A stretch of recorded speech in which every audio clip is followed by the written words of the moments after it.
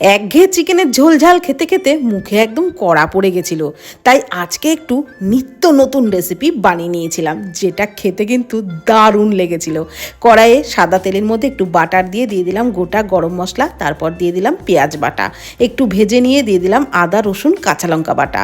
ভালো করে ভেজে নিলাম মশলাটাকে, তারপর দিয়ে দিলাম চিকেনের টুকরোগুলো, তারপর একটু মশলার সাথে নাড়াচাড়া করে নিলাম। আর কড়াইটা যেহেতু একটু ছোট ছিল, তাই বড় কড়াইয়ের মধ্যে চিকেনগুলোকে নিয়ে পরিমাণ মতো লবণ, একটু ধনে গুঁড়ো, জিরে গুঁড়ো আর কাশ্মীরি লঙ্কার গুঁড়ো আর দিয়ে দিলাম একটু গোলমরিচ গুঁড়ো, খুব ভালো করে সমস্ত চিকেনটা কষিয়ে নিলাম। তারপর দিয়ে দিলাম ফেটিয়ে রাখা টক দই, আর দইটা দিয়েও খুব ভালো করে কষিয়ে নিতে হবে। একটু চিনি দিয়ে দিলাম, তারপর নাড়াচাড়া করে ঢাকনা চাপা দিয়ে খুব ভালো করে চিকেনটাকে কষিয়ে নিলাম। একদম শুকনো শুকনো হয়ে গেলে পরিমাণ মতো গরম জল দিয়ে ঢাকনা চাপা দিয়ে ফুটিয়ে নিচ্ছি।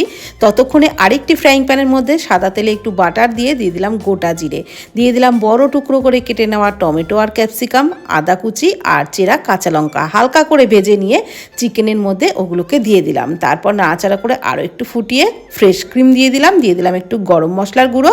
ঢাকনা চাপা দিয়ে 5 মিনিট মতো ফুটিয়ে নিয়ে গ্যাসের ফ্লেম বন্ধ করে 5 মিনিটের জন্য স্ট্যান্ডিং টাইমে রেখে পরিবেশন করেছিলাম।